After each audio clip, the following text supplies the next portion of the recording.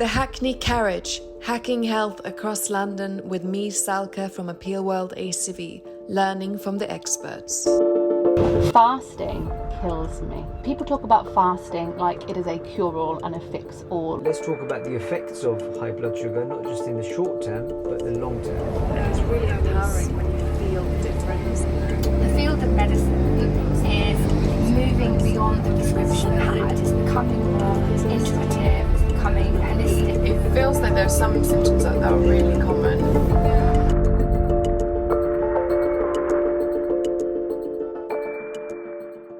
So you started during COVID? Yeah, I launched Human during COVID, and prior to that I had another medical clinic, private medical clinic that was more, we started that on the outside in, so it was kind of reversing aging from the outside, skin, hair, body shape.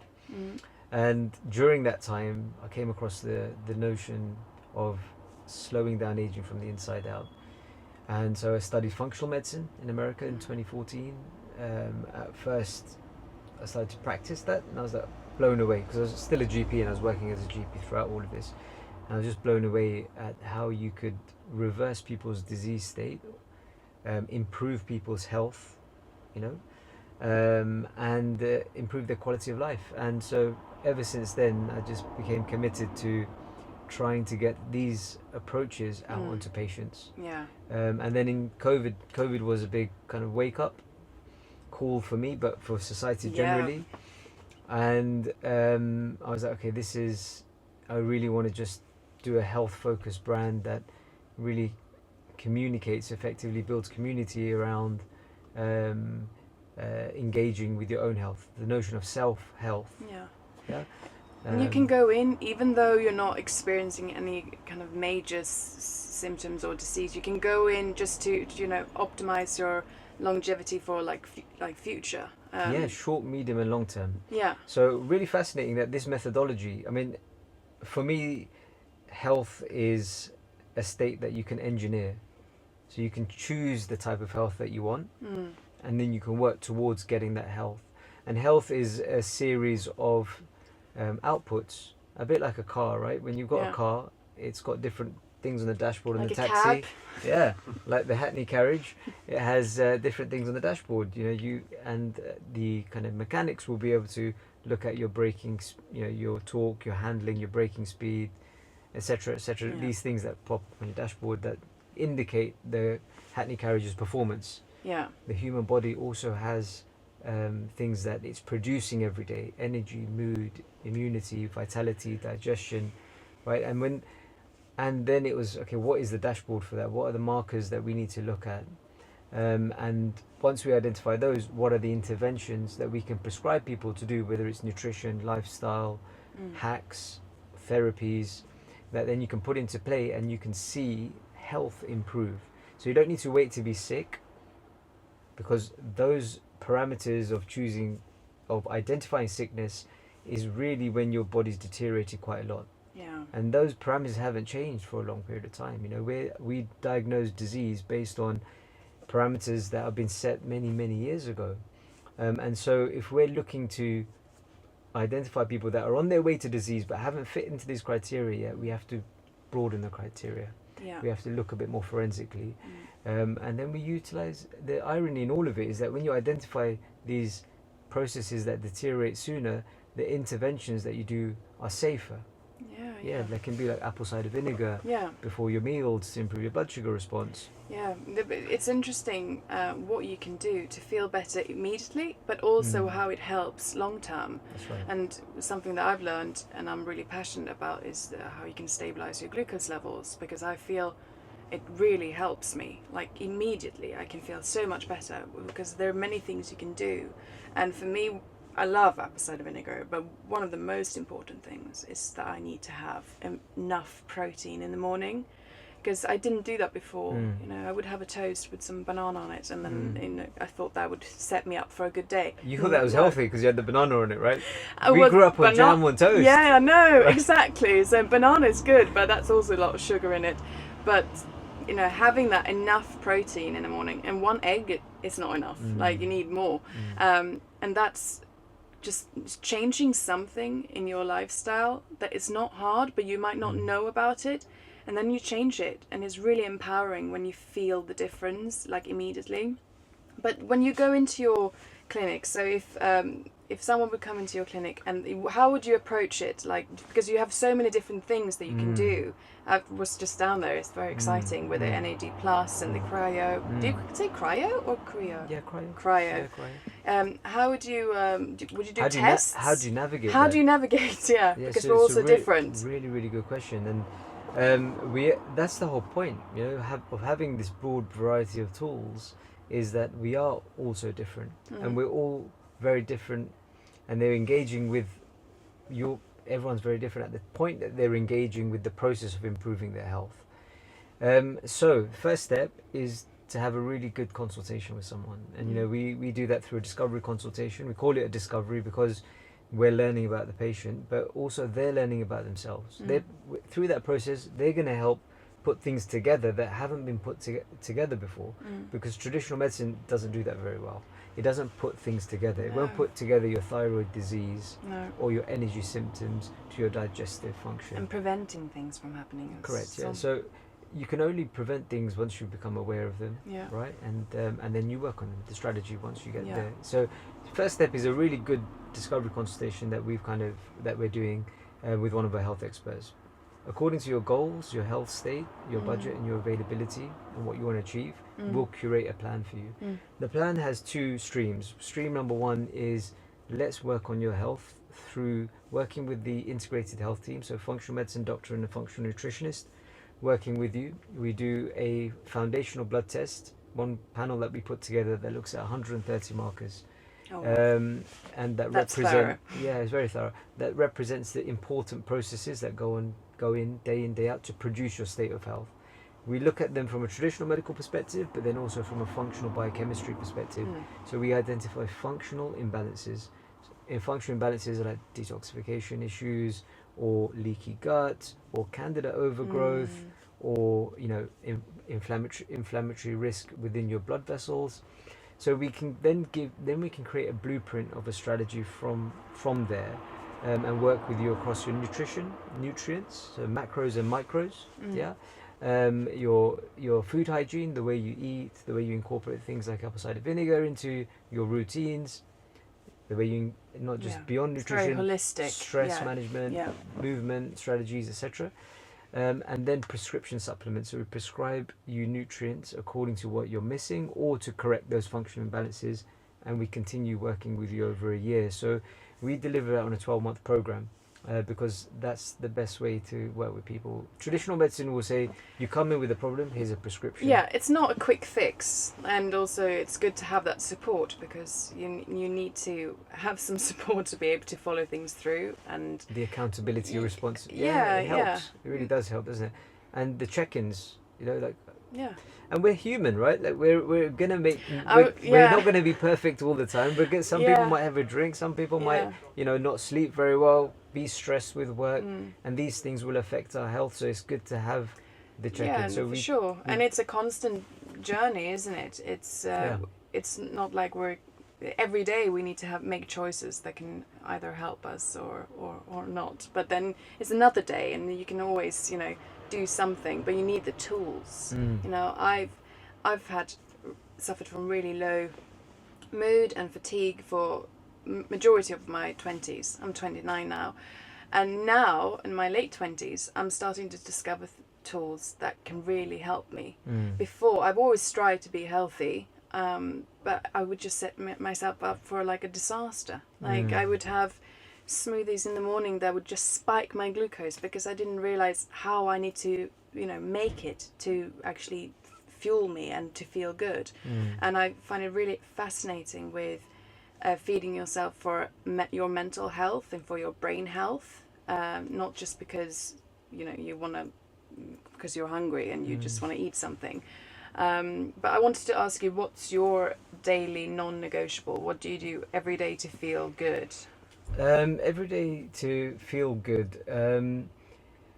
It's been about 10 years where I've been engaging with processes of different types of routines.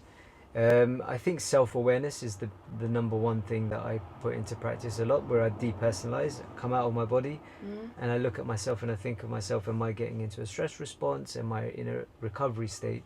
Very simply, am I restoring or am I taking away?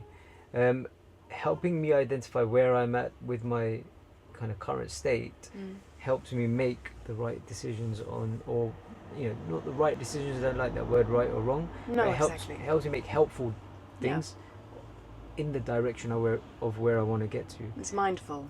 Yeah. Right, yeah, very much. I think that's been my biggest takeaway, and knowing which tools over time, you learn which tools work for you and when to use them. Do you take a moment in the morning to do that, or in the evening? It's several moments throughout the day. Yeah, okay. Yeah, particularly when I'm moving away from a flow state. Whenever I feel I'm getting a bit anxious, agitated, restless, stressed, not being my best self, or feeling very depleted, energetically not concentrating, thoughts are going elsewhere, not being present.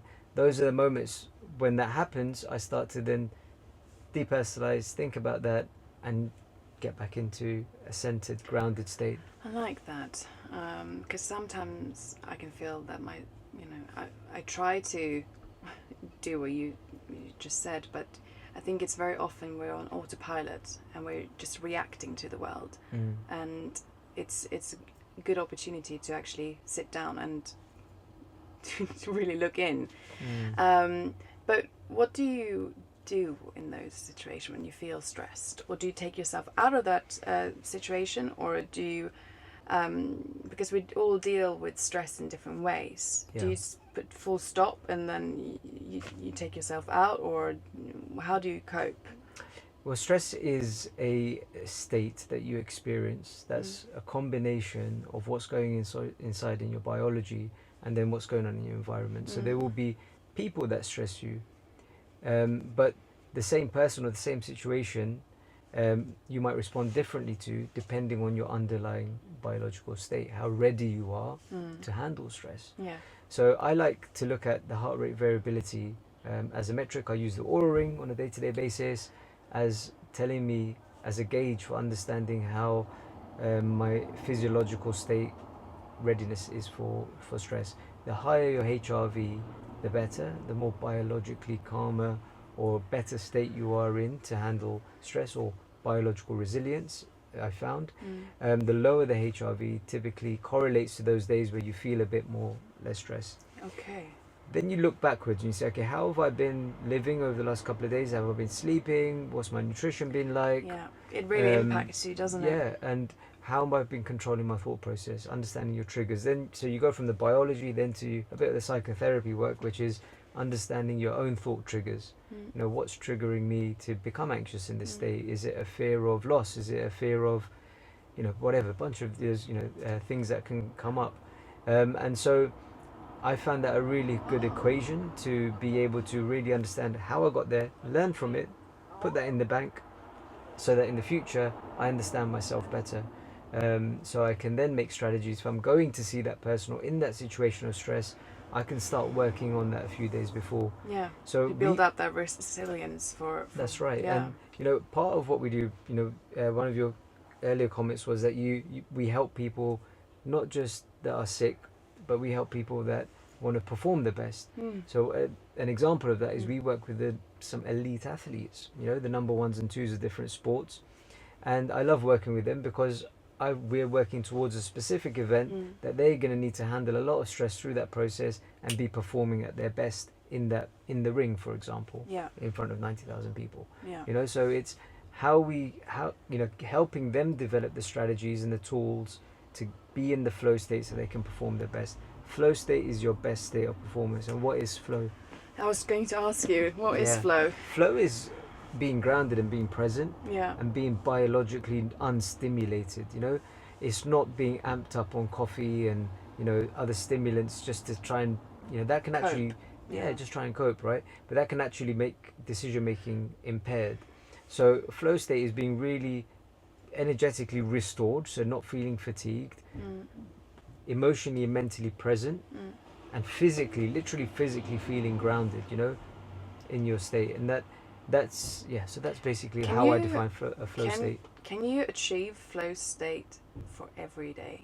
Probably or- no, probably not. That's Right? not yeah, human, is it? Yeah, it's not. It's It's like not. It's not the way. Magic. Yeah. It's not the way the human biology No. works, right? Because it's very responsive and very adaptive to how we've lived yesterday, how we've slept, our nutrition, And our there's environment. So we're supposed to experience emotions and different states. and we're exposed to things that we can't, it's not within our control. Absolutely. And I was thinking about this earlier, that we're so overstimulated now. We've got social media, there's a lot of things just to get to work that can get in our way. And can you talk about what you have in your clinic? Because Sure. I'm really interested in the NAD+. Yes. Is there IV?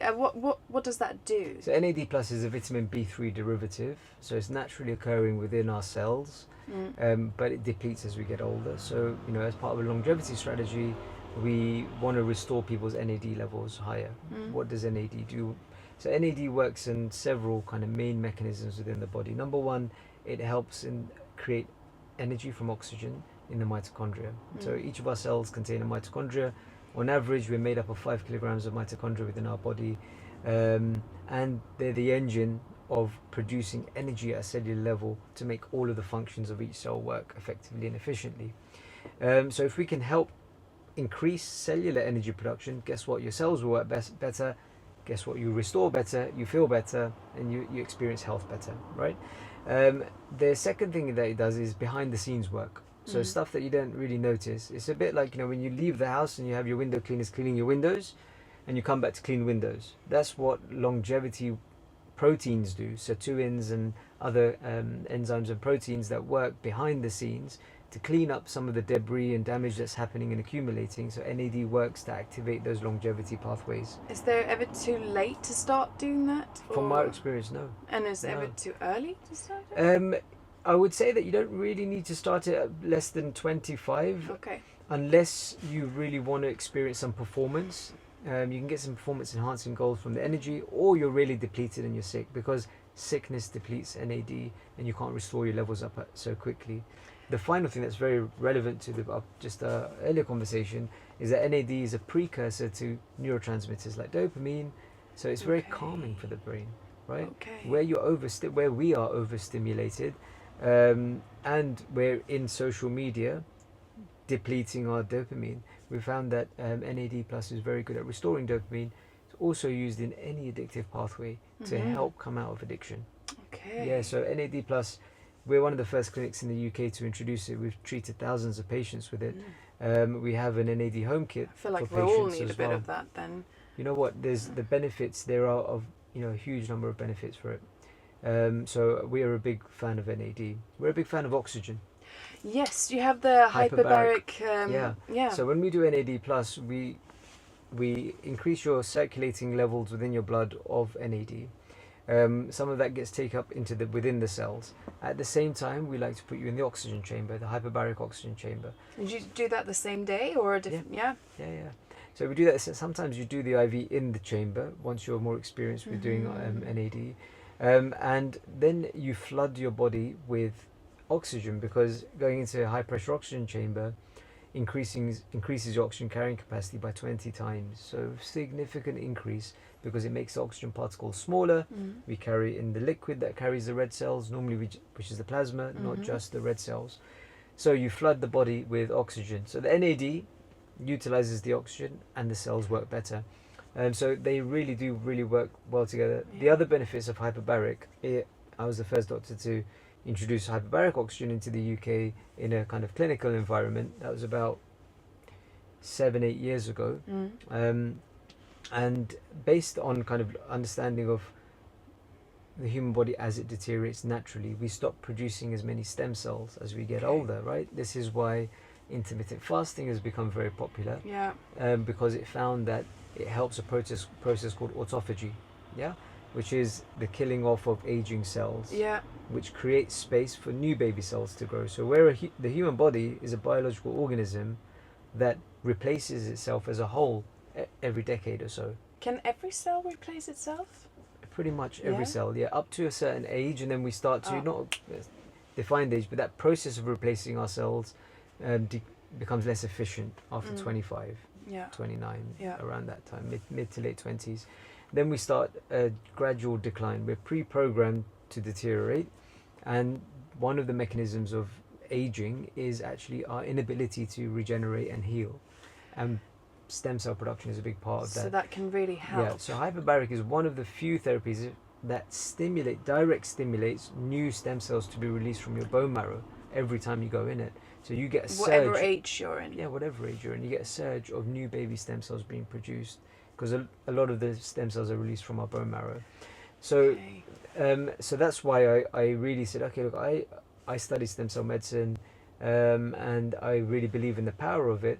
And that's why I kind of invested in a hyperbaric chamber. And I was like, I want to apply this to people before they get sick to help them live longer, and also to people that have certain sicknesses that they need more healing, regeneration of tissue.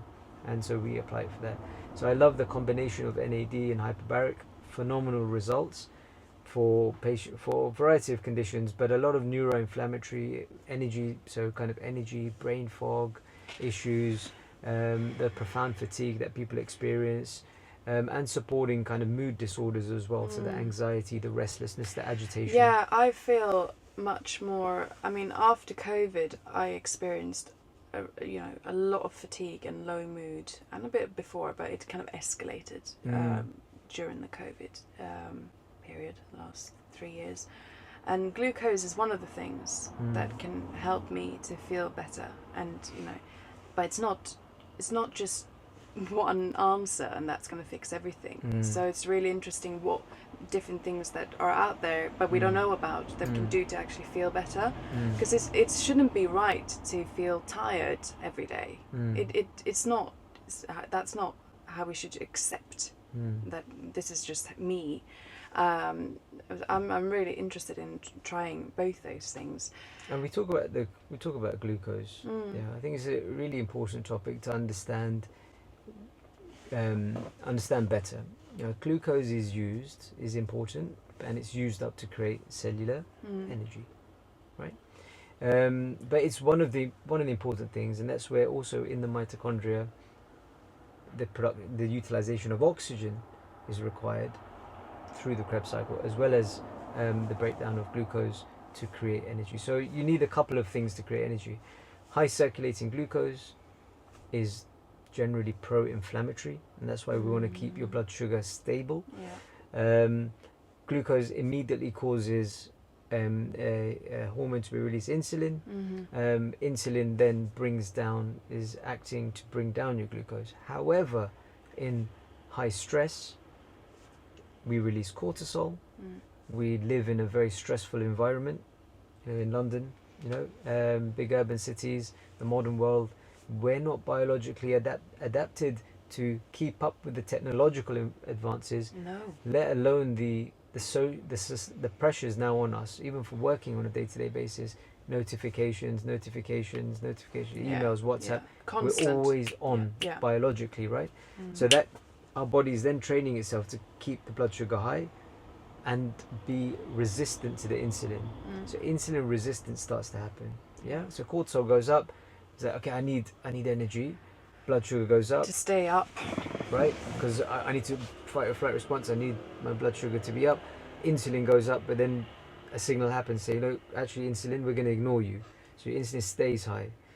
Insulin is extremely pro-inflammatory. It's one of the most pro-inflammatory molecules. So glucose being high is one problem, but the major problem is actually, as a response to the glucose staying high, is you getting high insulin.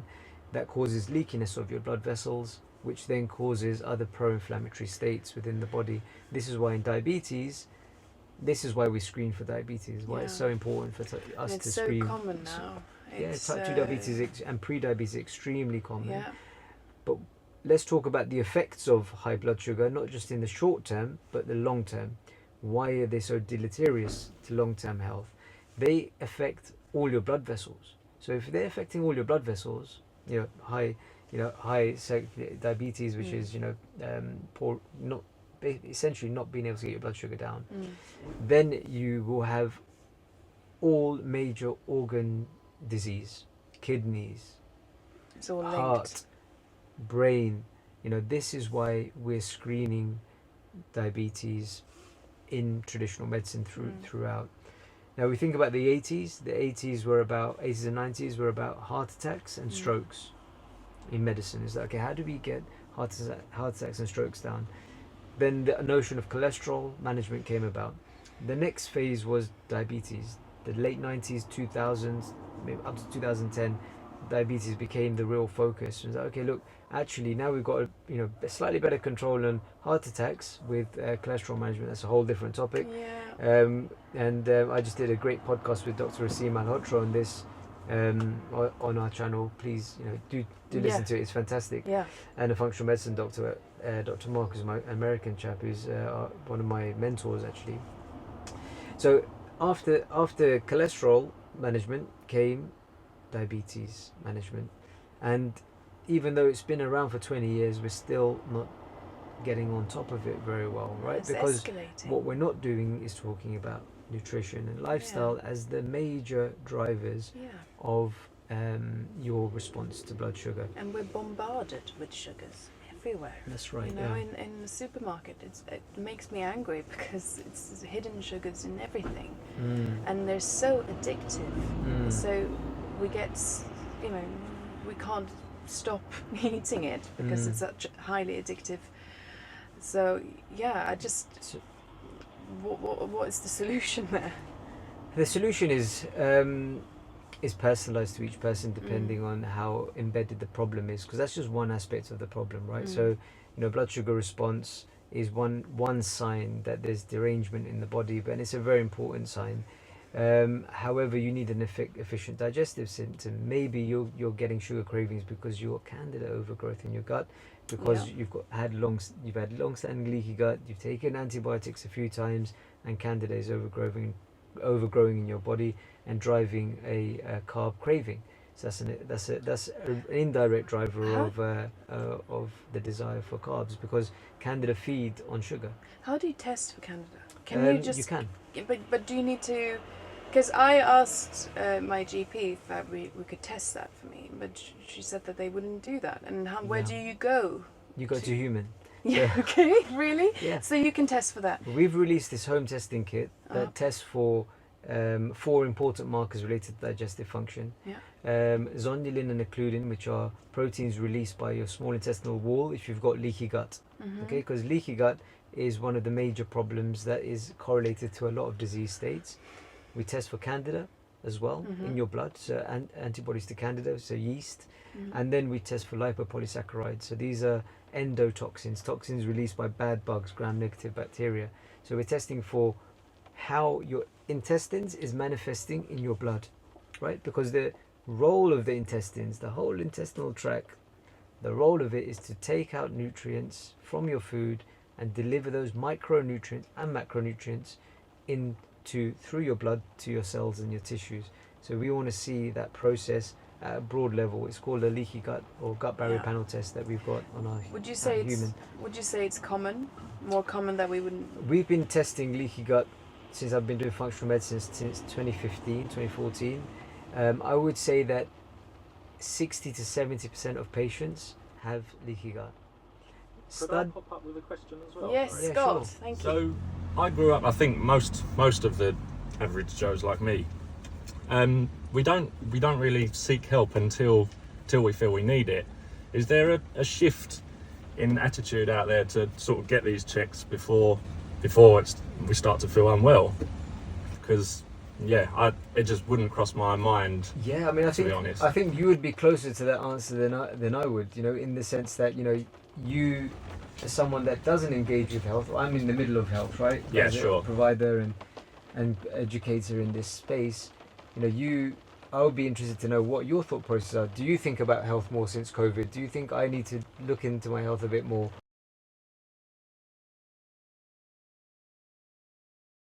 Who struggle with diabetes and other illnesses, but I don't know if that's as people are getting older. Until I started to speak to people who have these conditions, it wouldn't have crossed my mind, to be honest. probably. Yeah, probably now a you lot. have spoken to those people. Have you considered testing yourself? Well, I'll I'll sit sit here here. and say yes. I haven't been tested, but it's been a topic of conversation. But I'll be honest, no, I haven't, and I think me, along with a lot of people, probably need to change that attitude. Probably. But it's also accepting things, and we're tired, or we're experiencing things that just doesn't make us feel good, like in our everyday life, and we don't feel good, but we just accept it. We don't think that there might be a solution, there might be something wrong here.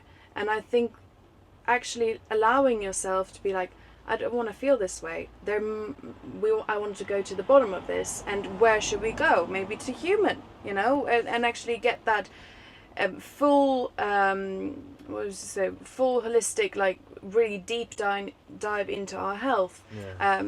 Because sometimes when I love the NHS and they've helped me really well, but I think you can't, with 10 minutes appointments, you can't really deep dive into what's really wrong and the root cause of it and how to prevent it. Well, I'm a GP. I work in Lewisham, right? So I work in Lewisham in the NHS, and I struggle, even with the knowledge I have, I struggle and experience I have outside of traditional medicine, in the functional personalized medicine.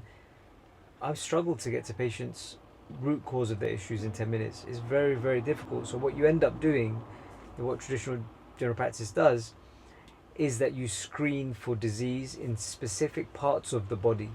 I will screen for a component of your body, not your whole body. Now, an analogy that's relevant for you is, when you want your cab to be driving better, you don't wait for your MOT. What does your MOT do? It just tells you whether the car is roadworthy. Is there exhaust? Is it going to collapse? Is it going to break down any minute now? Is it producing toxins through the exhaust? Is the brake pads healthy? Have you got enough brake pads on there? Is the tire tread okay? Have you got enough oil in your that's what an MOT does. And traditional medicine is basically looking, and it's a similar thing that they do, is, are you roadworthy? Is your human body roadworthy? Are you at risk of collapsing tomorrow, having a heart attack? Are you at risk to yourself, or are you at risk to others? And it will manage that risk. What it's not going to do is getting your body working for you for longer, getting this car driving better for you for longer. If you want that, you're going to have to go to get it properly serviced, where they'll do a 150-point checklist on your vehicle, and that's the same process that is applied to the human body. If you want to get it to perform for you and perform better and prevent you having that problem further down the line where it's going to break down any minute on you and needing serious medicalization, serious investigations, serious interventions, surgery, life-changing things, then you need to get a full checkup done. And a full checkup, one of the reasons why people don't know where to go about it is because that it hasn't been very good up till now. It's just been using the same diagnosis boxes, but not looking, so it's just still screening you for those big diagnoses, but it's not looking at you functionally, saying how can we improve things. And this is what we're really committed to at Human over time, is how do we get this more and more and more accessible, with this complete approach to the human body, not just something that's, you can go online and get a testosterone test and then go online and buy a kidney test. That's not looking at you and going to give you a plan. That's looking at a specific component of your body. Right? Does that make sense? So, if you really want to feel healthier, we've got to look at you as a whole. And that's where this foundational test that we've done is and process we put together is really, really effective at that. Well, I'm on this journey now, and I just want to feel good. Obviously we can't be in the flow state all the time, but I want to be in that state for as long as I can, and give myself the permission of feeling my best. And I think when it comes to sugar and glucose, I do see that as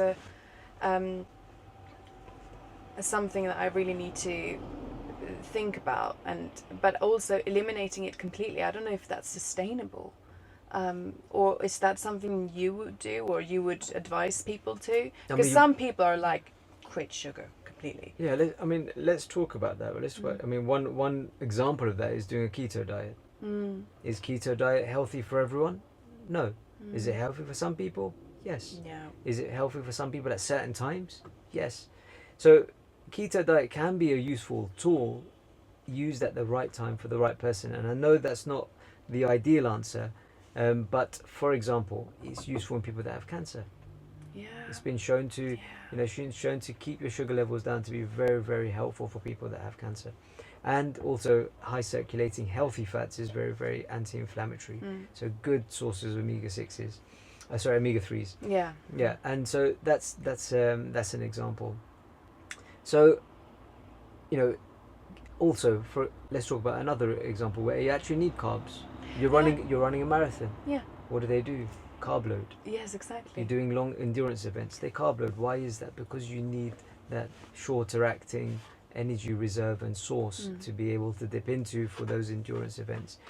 So I think when we talk about sugar, we should differentiate the toxic sugar and those that are healthier, which come through a natural source.